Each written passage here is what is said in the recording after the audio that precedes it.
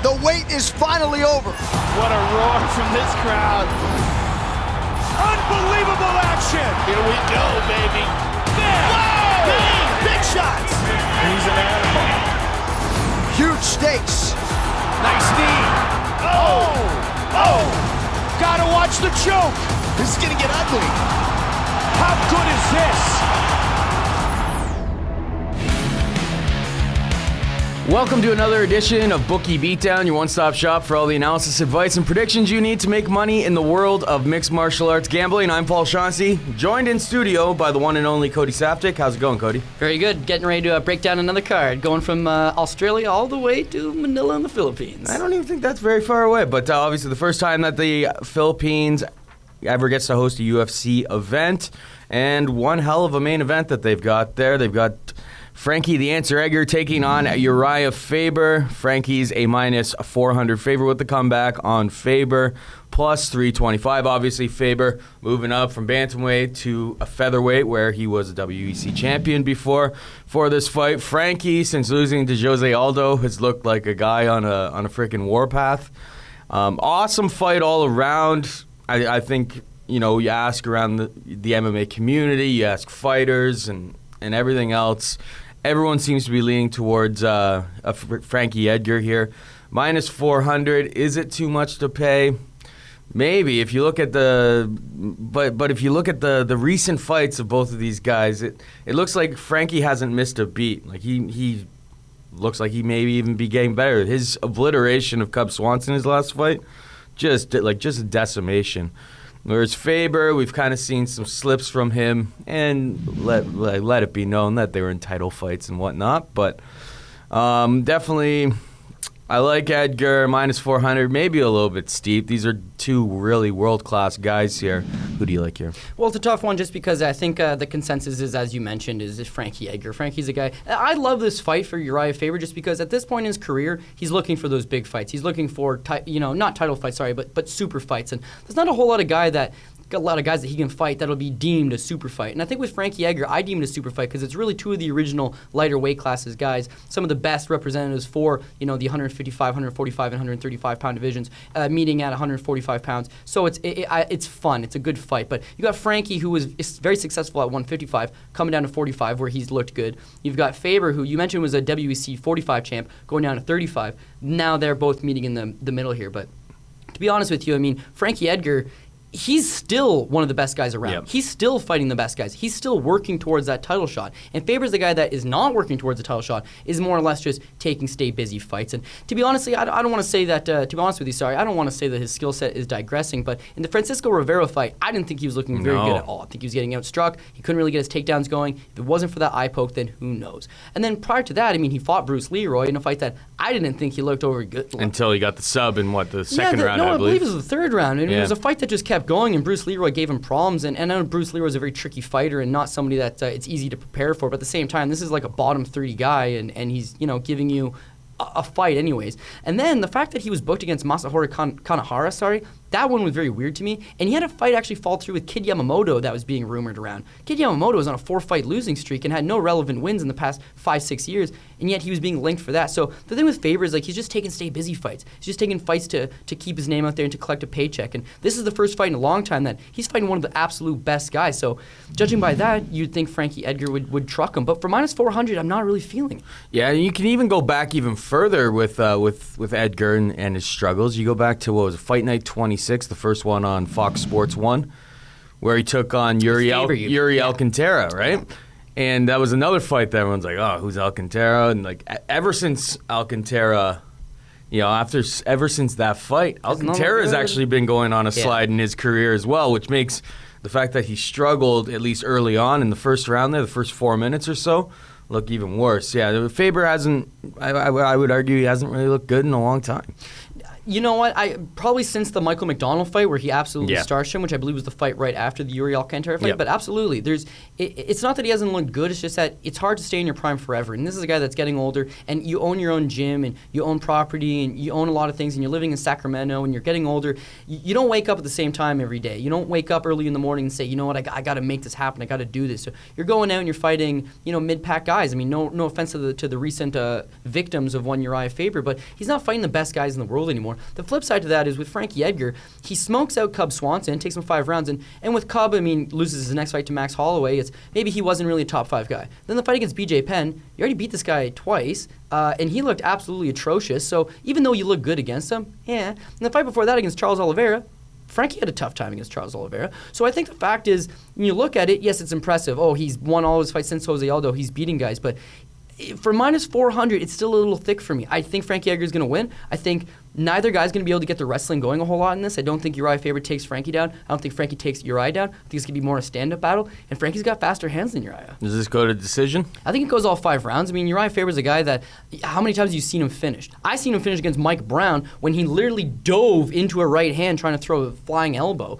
Besides that, I mean, this is a guy that goes the distance. And yes, Renan Barao in the most recent fight was able to clip him a couple times and put him down, but I don't think that Frankie Edgar is going to be able to get that kind of punches to land on him in order to daze him and take him out of his element. So, and I mean, there's people that are obviously going to claim that was an early stoppage regardless. So I think Faber is savvy enough to get through the 5 rounds, and Frankie Edgar is one of those guys that he doesn't get desperate. He doesn't go, oh, I need to finish this guy. He doesn't. He stays the course and he beats on you. He beats on you. He beats on you. That's why in the Swanson fight he got the finish, really, really late. Yes. I believe he late. held the record until obviously Demetrius Mighty Mouse Johnson set the record that'll never be broken. The fact is the guy can take a hell of a shot. So I think that Frankie Edgar is going to be okay in this fight. It keeps getting down to the value here. To be honest, because it's the main event and because we're still early in the week, this line will change, and I think it kind of comes back a little towards Faber because as people lose their parlays, as people lose their bets, they're going to look at Faber as a good dog bet, and they'll say, screw it, I want money on the main event, I'll take Uriah Faber, I recognize him, I 3 like times him. my money on Sure. Faber, that sounds like a good deal, So, and I so think if it does Frankie actually comes sound down, like a good deal. if Frankie comes down, I'll bet him, but for the time being, it's such a great fight, why not just enjoy it?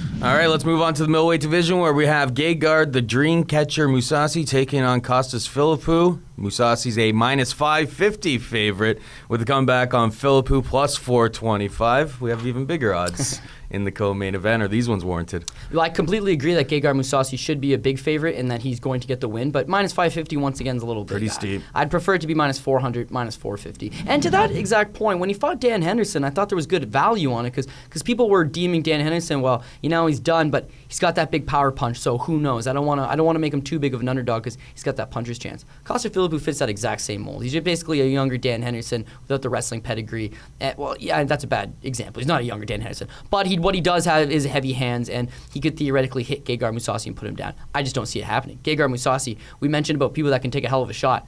This guy can take one hell of a punch, and he's a good kickboxer. He's a good ground guy. He's all around better than one Costas Philippou. The only time I really see him get in trouble, Gegard Mousasi, is when someone takes him down and they're better on the ground than him. That's not going to happen here. So This should most definitely be his fight to win. For minus 550, I can't get value out of it. So what I'm going to do is Gegard Mousasi inside the distance, and I think he's going to finish him. And actually, you know what? In his recent fights, we've seen Gegard Mousasi's ground game improve by leaps and bounds. It's always been really good. It's just he doesn't try to take you down, so you don't this really may get be to a see it situation all where that he much. does try to take the I other don't guy think so. down. I Why? think he just knocks him out.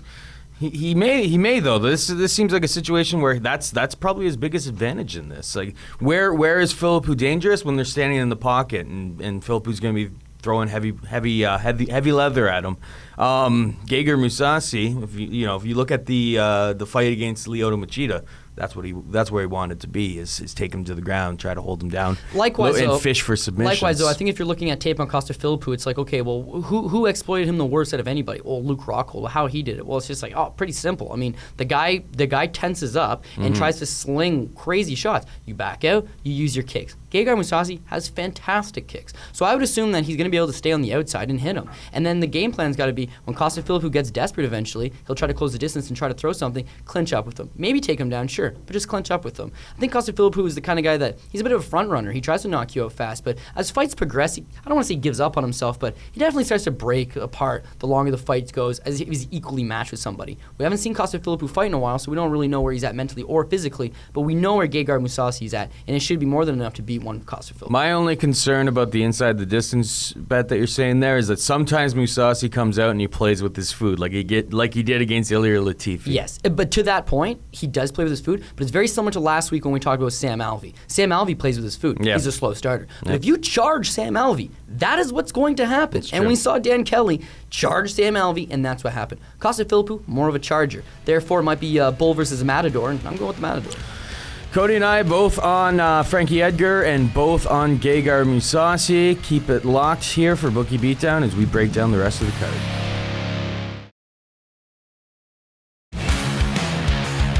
Welcome back to Bookie Beatdown. Paul Shaughnessy and Cody Saftik here with you. All right, off we go to the middleweight division where we have Luke Barnatt taking on Mark Munoz. Luke Barnatt can be had for -160 with the comeback on Munoz plus 140. Obviously, this is the farewell. See you later. Nice knowing ya. Sayonara. Adios. I don't know how they say it in Filipino, but Au revoir. all you Well, have to that's know French, is that not Mark Filipino. Munoz, this will be his last fight. Bit of a strange training camp for him. He shut down Rain Training Center. I don't know if that's a good thing or a bad thing. It's definitely something that's probably taking his mind off of fighting Luke Barnatt. When somebody's already got their foot out the door, Mark Munoz 3-4 years ago, I 100% would give him all day he wins this fight. Luke Barnatt, he's had a tough run. That Strickland fight in Germany, he totally won that fight. I thought that the judges got it right with Narvaez. Some people thought that Barnatt won. Barnatt obviously thought that he won that fight. That one was a bit more of a close fight. I'm going to give Barnatt the edge here just because I don't think Mark Munoz, his mind's in the game right now. What's your take? Well, the closing of the Rain Training Center, a lot of people are going to look at that as a massive negative. It's like, this is the gym that you own. This was, they'll believe it to be his livelihood. And it's, this is where you train. How are you getting ready? But the big thing is, it was a big headache on him. You're trying to wear too many caps. You're trying to be a coach, and you're trying to be a gym owner, and you're trying to be a fighter, and you're trying to pay these bills. And, oh, this member hasn't paid on time. And, oh, my God, this creditor's looking for it's a lot. So I think at the end of the day, what he realizes was, listen, I want to take fighting seriously. It's going to be my last fight. I want to dedicate myself to it. I want to take one last fight, give it all, close the training center, goes and trains, at another gym, gets a good crew of people around him to push him, gets ready for this fight.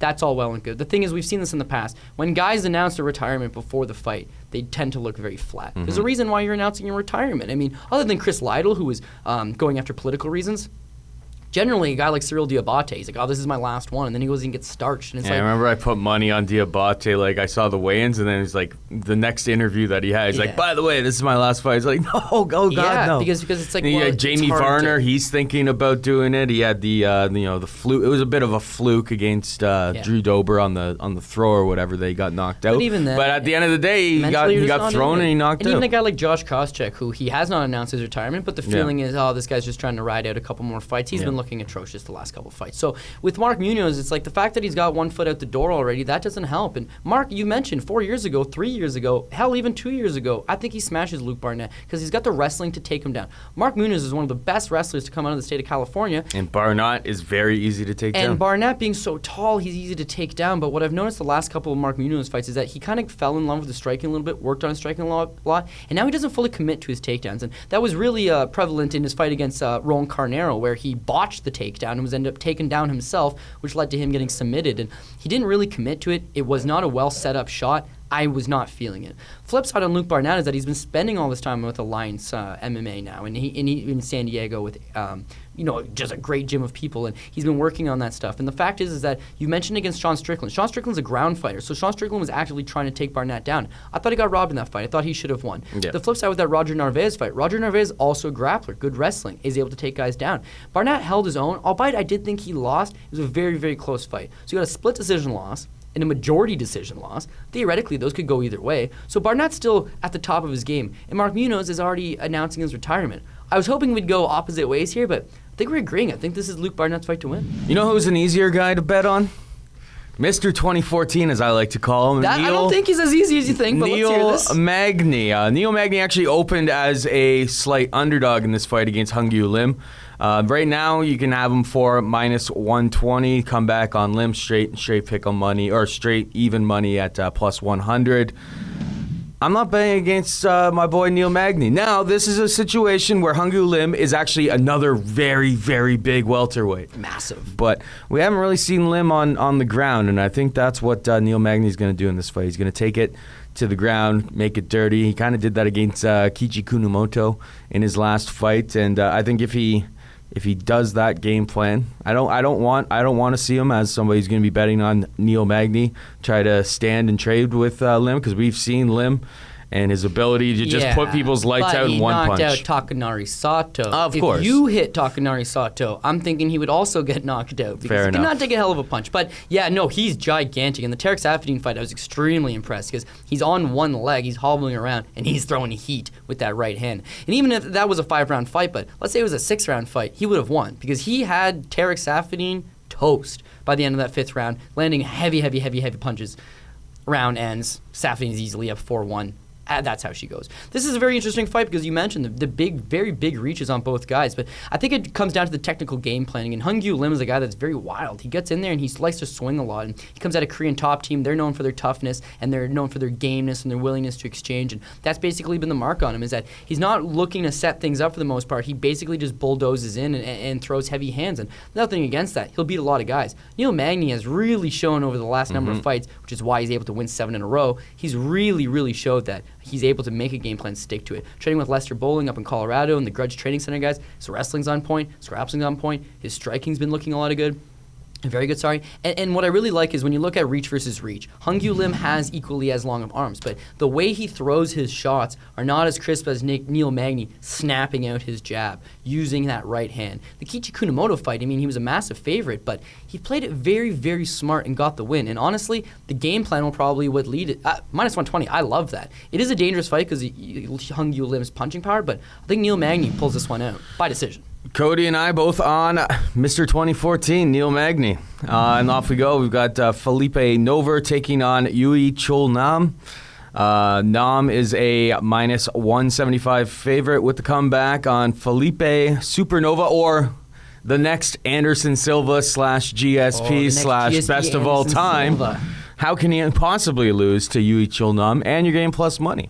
Who do you like here? Well, Felipe Nover, he's making his UFC, he's coming back to the UFC largely because of a Twitter campaign where he's like, man, I'm Filipino. I should be on this card. They're like, yeah.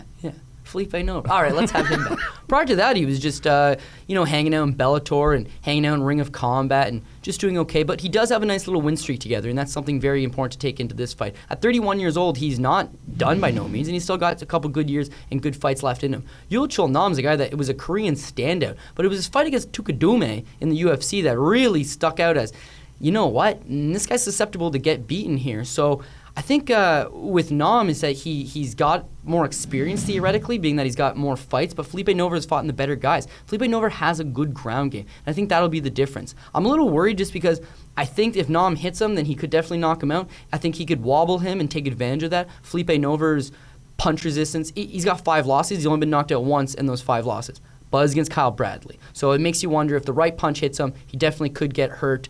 I don't see that happening, though. I think Felipe Nover gets the fight to the ground, and I think he gets the decision. So underdog money, definitely like it with Felipe Nover, and I think that he wants to make a statement in his reintroduction to the UFC. By no means is he George St. Pierre Anderson Silva, but he should be good enough to get a win here in his adopted hometown if you consider him Filipino or American. I hate to agree with you, but we always talk about how there's certain dogs have to come through on a lot of these on these cards, and I think Felipe Nover is a dog with some bite for sure. And finally, we've got on the main card Levon Makashvili stepping in on short notice to replace Alex White. He takes on Mark Diva. At the time of filming here, we don't have any lines out on this fight. Who do you like to win?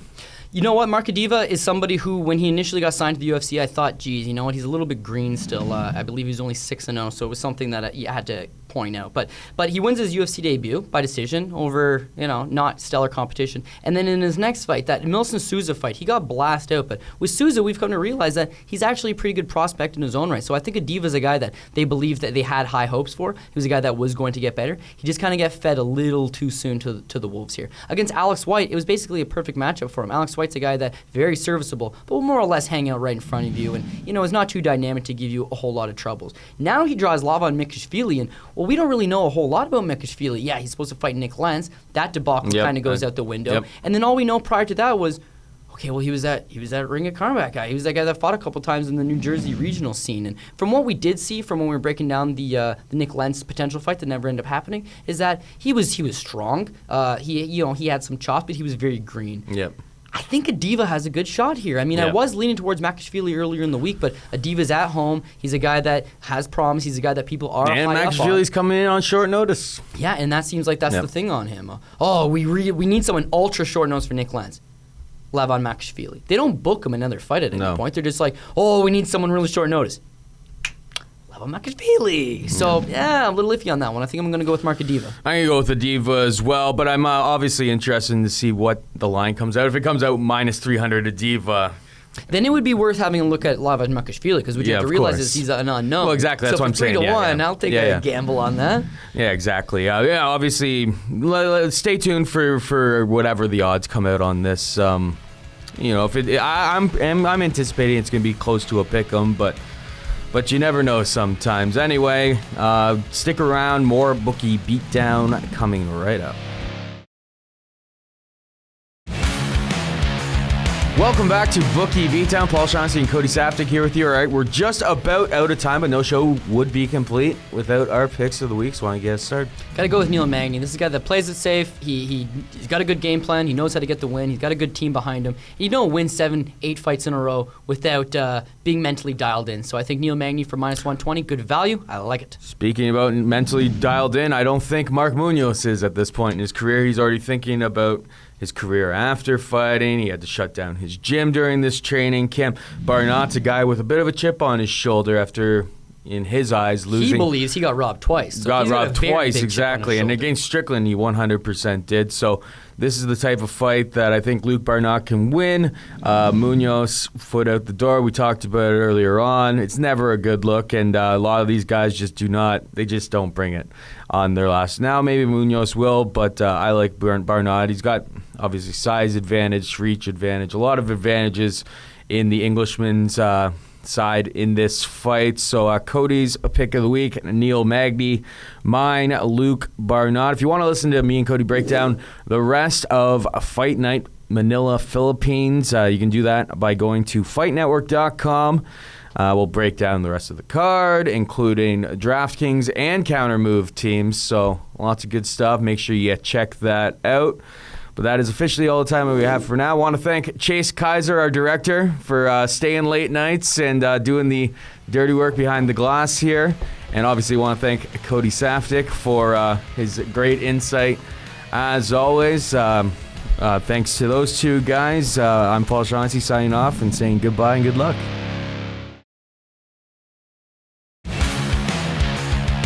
Welcome back to Bookie Beatdown Bonus Edition. Manila, Philippines. 6 more fights on the card that we have yet to break down. On top of that, DraftKings, Kountermove teams, and obviously another slate of picks of the week. So let's get right back into the action. We've got John Tuck taking on Tai Hyun Bang. John Tuck is a minus 155 favorite with the comeback on Bang, plus 135. Who do you like? Well, Taeyong Bang, the Korean bulldozer, is exactly that. I mean, heavy-handed is an understatement. He likes to bang, bro? That he does. Korean style. That's terrible. I don't know. I don't know what to say to that. But to be honest with you, this guy is massively powerful. We've seen in a lot of his fights, he's able to just completely turn people's lights out. Most notably his last fight against Cajun Johnson, where I thought Cajun Johnson was doing good in that fight, and then absolutely starched, broke his jaw.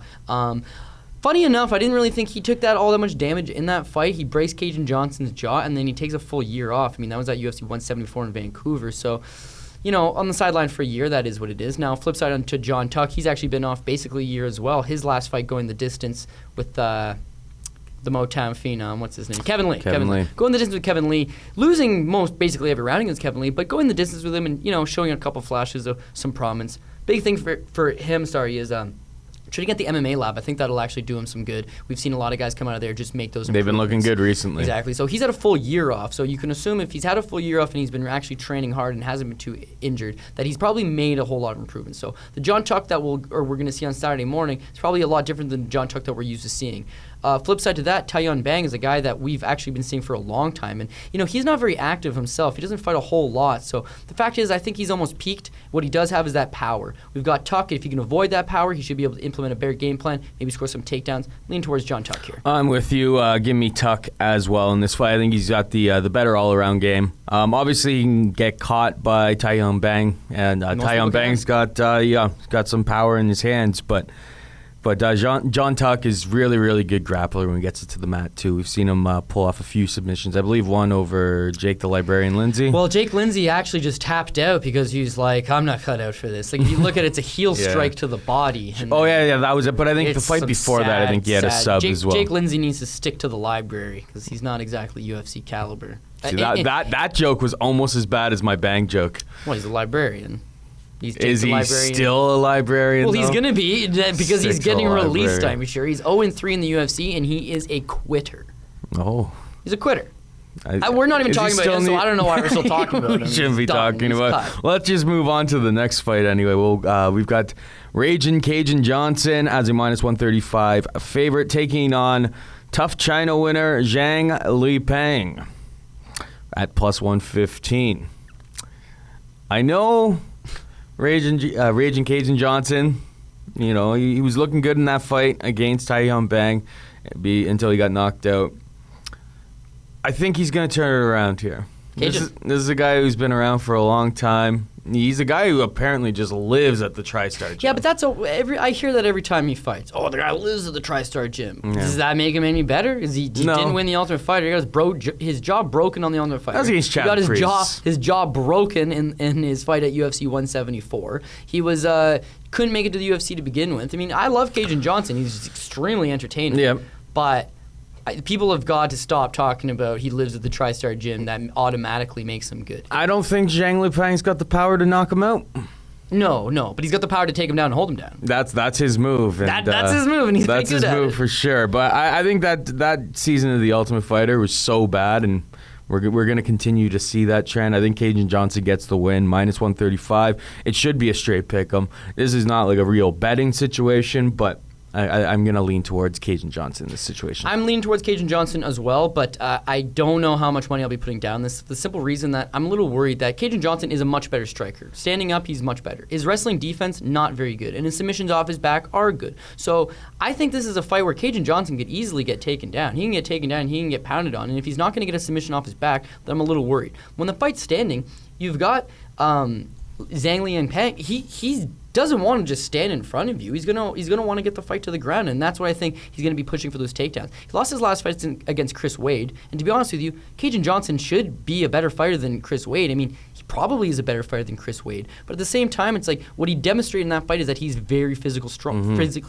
Chris Wade, he's a junior college wrestler. He had that wrestling base. Cajun Johnson doesn't have that same wrestling base. So yes, he lives at the TriStar gyms. Yes, he's probably trained with a zillion better wrestlers than his opponent come Saturday. But the fact is that I'm a little bit worried that he could get grounded and continuously taken down. So, a little bit worried. And we even seen in his UFC debut when he fought, not his UFC debut, but his second fight against Brendan O'Reilly, he easily held Brendan O'Reilly down. And what we saw this weekend from Brendan O'Reilly against Vic Kruchik is, it turns out he's a BJJ brown belt, and he's got good wrestling chops himself. He's able to get back on the ground. So there's little things that you can take into consideration here and there. This fight should be Cajun Johnson's, but I'm leaning more towards pass on this one.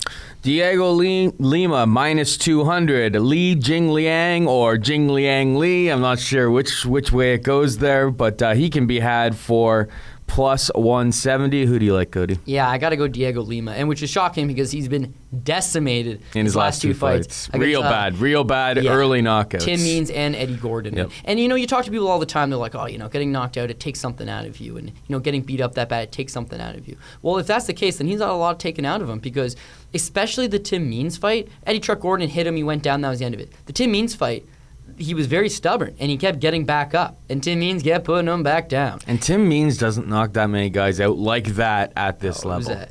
Talk about the elbows that landed. Talk about the straight right hands that landed. Everything basically landed, and it really showed, man, Diego Lima's punch resistance is not all that good. Diego Lima is certainly not Douglas Lima. But that being said, I mean, this is a fight that he is taking on short notice, but I think he's probably been sitting at the gym, reconsidering his future, reconsidering his career, thinking what's going on. You get this call, hey, we need a short notice replacement. Yes, I'm in. Diego Lima is a bit of a finisher to begin with.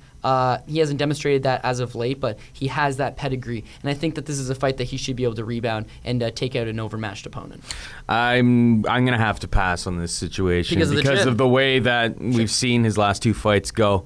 I can't, in good conscience, put money, let alone at minus 200, on Diego Lima at this level.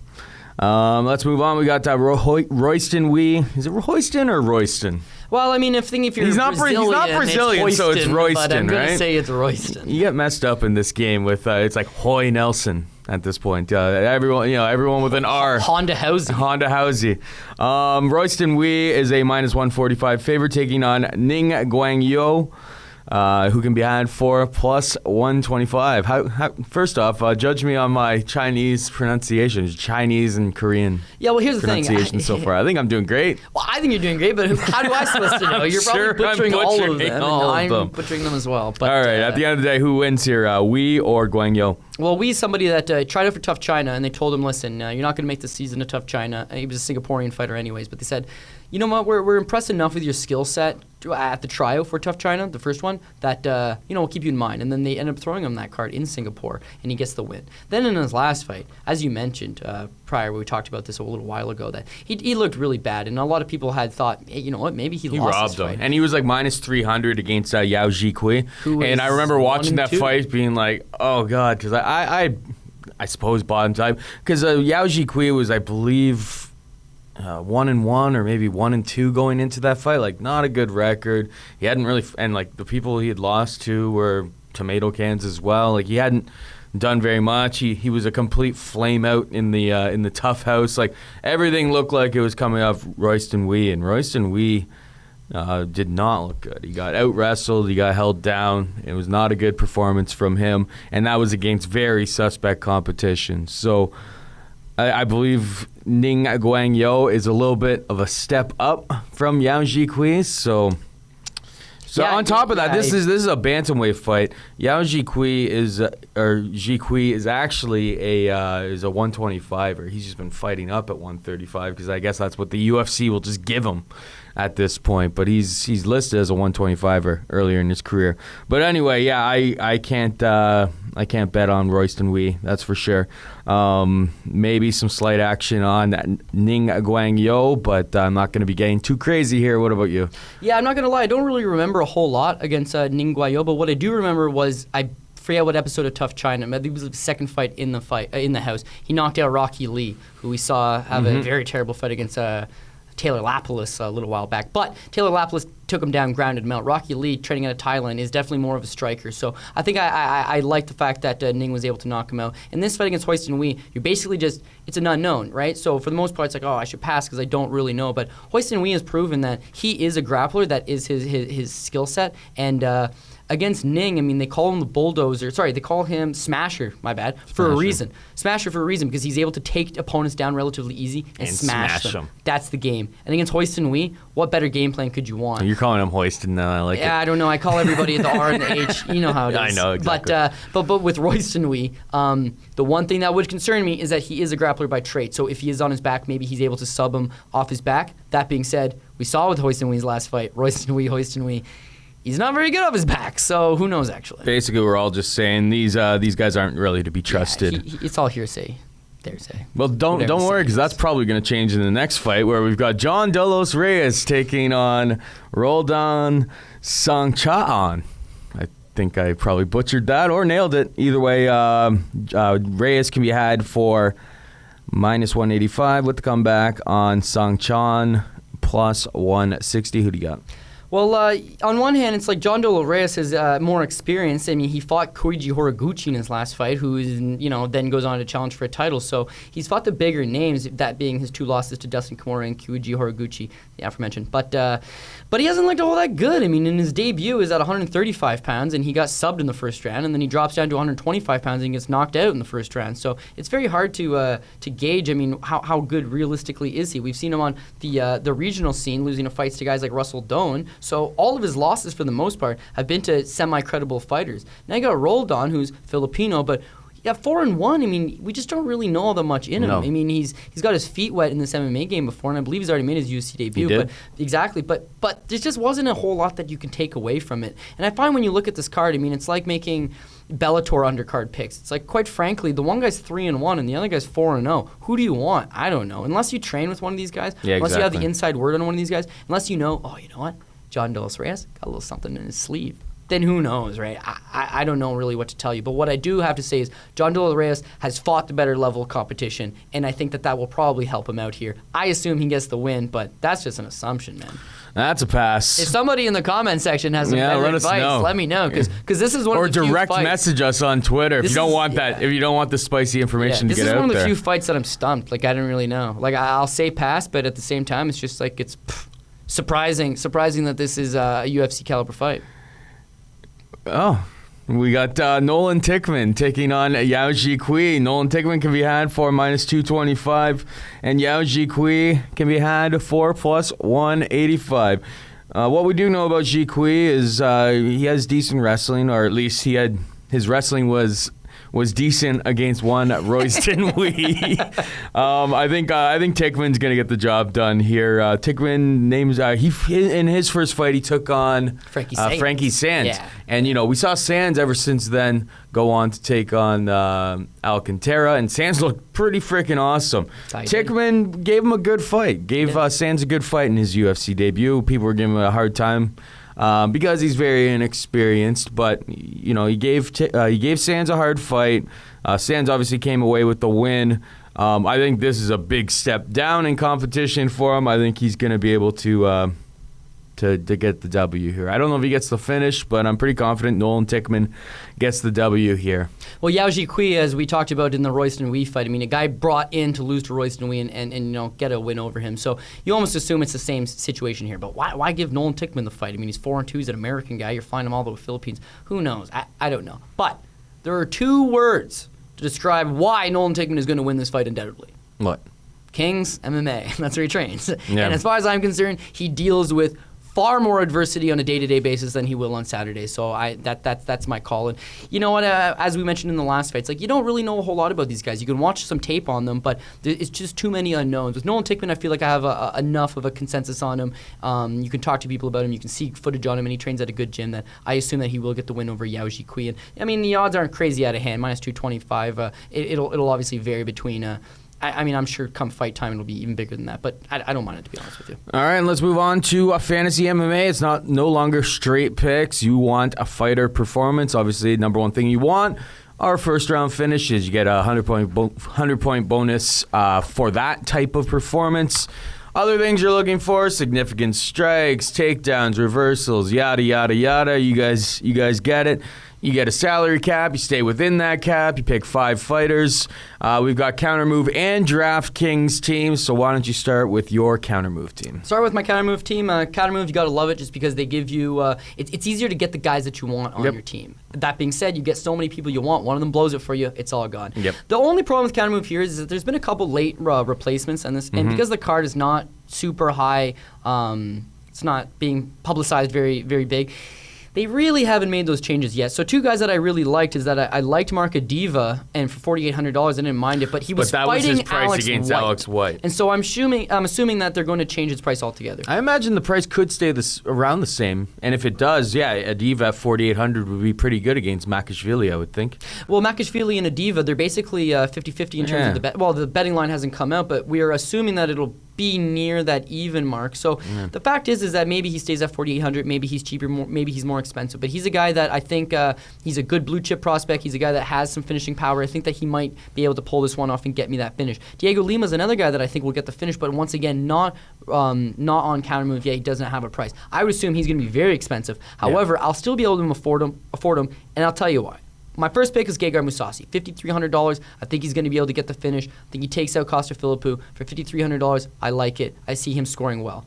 Frankie Edgar, $5,800. He is extremely expensive. To be honest, $5,800 is the kind of money you pay for a finish, and I don't think he's going to get the finish. But what he will get is he's consistent. He's going to land strikes. He may get a couple takedowns, but he's going to have that punch volume, and it's a 5-round fight. And for that reason, I also unless he just gets swarmed like one Cub Swanson, but he's got way better wrestling and takedown defense and everything like that.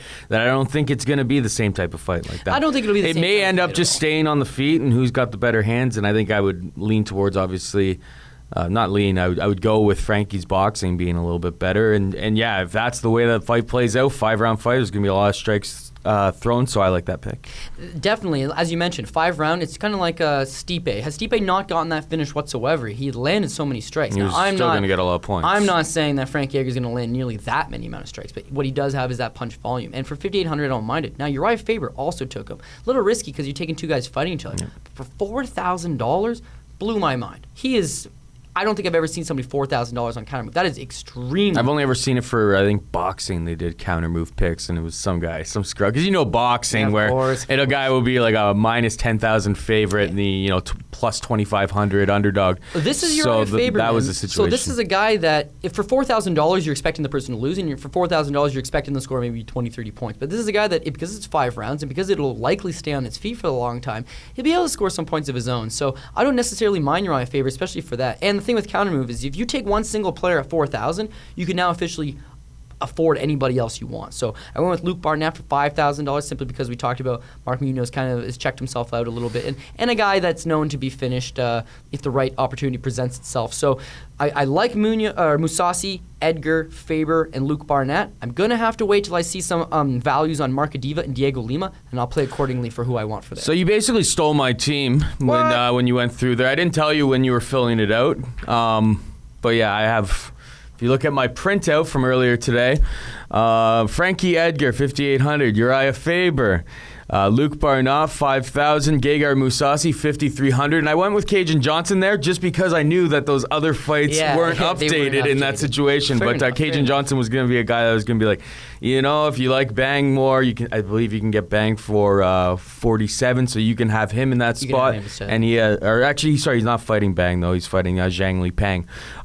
If you like Li Pang better, you can have him in that spot instead of Cajun Johnson, which is totally up to you. Right. But I also want to wait to see what the prices on these other guys come out. I don't believe you can afford Diego Lima in this setup. Well, I actually may try to work. Very possibly. I also may try to work in Nolan Tichman, just from us talking here. I kind of actually think he's got a good shot of finishing this fight here. Frankie Saenz is no pushover, and I mean he did go the distance with him, so people are going to look at it like, oh, he lost to some guy I've never heard of in the debut, but that's not necessarily a bad thing. So Tichman, definitely a look. But our Countermove team is very similar. So let me hear your DraftKings team. I'm hoping it's a little bit different. I pretty much went with the same type of strategy again. I've got Frankie Edgar at 11-2. I went with Uriah Faber again because I'm hoping that this fight stays standing. It's good value, man. Some strikes either way. If he can get 40, 50 points, that's not a bad. No, that'd be great. 8,300. That's great value, and he allows you to get some other people on your team. Gegard Mousasi. I've got Cajun Johnson there. That's another guy I may switch out. And I've got Felipe Nova, 8,900, because he's pretty cheap. Cajun Johnson's the only guy I'm not completely in love with on this team, but he's 9,900. So there are a lot of options to fill in the blanks there. I could get a guy like Neil Magny, or I could get. But I could probably put Neil Magny into that position as well. But I think Neil Magny, he actually runs the bigger risk in this fight of being completely stonewall, like zero, of coming out and Hyung-Gyo Lim lands just a heavy right on him, and it's But night. you know me, I always talk about it. If I haven't seen you got completely decimated, knocked out before, I don't play that in my head. So Yeah, Neil that's Magny's true. a guy that has good punch resistance as far as I'm concerned. Has fought some heavy punchers, and it's the game plan. Now, for my DraftKings team, I also went with a similar strategy. I went with Gegard Mousasi. I kept Uriah Faber. Now, I went with Diego Lima at 10,600. I know it's expensive, and I know, as you mentioned, he might be the guy that gets me a big zero. Because the fight might start, and when the ref goes, "Are you ready?" That might knock him out, right? His chin is so unbelievably bad. The wind, the That's wind, what I mean. the wind coming Especially by. if he's yeah. holding a card, and the breeze off the card, it's like, then it's like, Diego. It's like, damn it, I should have saw that Or one even come. or even when his corner lets the banner behind him go Man. down. And because he's from American Top Team Atlanta, they got that flag. Oh. They wave the flag. KO'd. Doesn't remember. Wakes up in a Filipino hospital being like, the hell happened to me? Well, that's not very nice. No, it's not nice. And you have him on your team, so you better hope that doesn't happen. I said that's worst case scenario if Yeah. that happens. Now I'm going with best case scenario that he knocks out his opponent quick, and that's what I'm leaning with. No disrespect to Diego Lima. I know it sounds like we're. It sounded like we disrespected I know. him. It does. But this guy's a warrior. He's a good fighter, and I expect him to get the win here. So Get the bounce back. yeah, so I like Gegard Mousasi to get that finish. I like Diego Lima to get that finish, and it's like, okay, now I need some more finishes, but I can't afford it anymore. So I went with Yang Yu Lim just because simply, the guy's name's Smasher for a reason. If he can take guys down and smash them, then he runs a great chance of getting that finish. And his opponent's not good enough that it doesn't happen. I think that this one, for $9,300, could score well for me. And then Neil Magny, $9,800. I liked it originally. You made a good point. He's not a finisher. We've looked at this lengthy win streak he's on, and the guys that he finishes, they're not the greatest by no means. Hung Yu Lim is tough. He is very tough. So I don't think that Neil Magny's able to knock him out. But what I do think is that Hung Yu Lim gets so wild and so reckless that Neil Magny can use the jab, use the right hand. Get Might him be on able the to get ground and get a takedowns. submission. Takedown, you pass the side control, get some points. Maybe take his back, probably not take his back, but who knows? That's all going to score me some points. So the thing, when you look at this card, We've never really seen in the UFC Lim in any sort of trouble on the ground. It's fight against Safadine. Well, he's fighting Safadine. This is a guy who has no interest in taking you down. He's just going to leg kick you. His fight against Sato, well, it was done way too quick before anything could happen. It was all over, and Lim has his hand raised. So that could be a hole in his game that we just haven't been able to see at this level. So the possibility I do see is Magny by sub could happen at some point. The biggest thing possibility, for me, but yeah, Magny is a decision machine. The biggest thing for me is when you look at this card, there's so many fights that'll probably be finished, but you can't figure it out. It's like Legon Makashvili versus Markadiva, Nolan Tichman's fight, the John Dolo Reyes fight, the Jingliang Yu versus Hoiston Wee fight, this Diego Lima.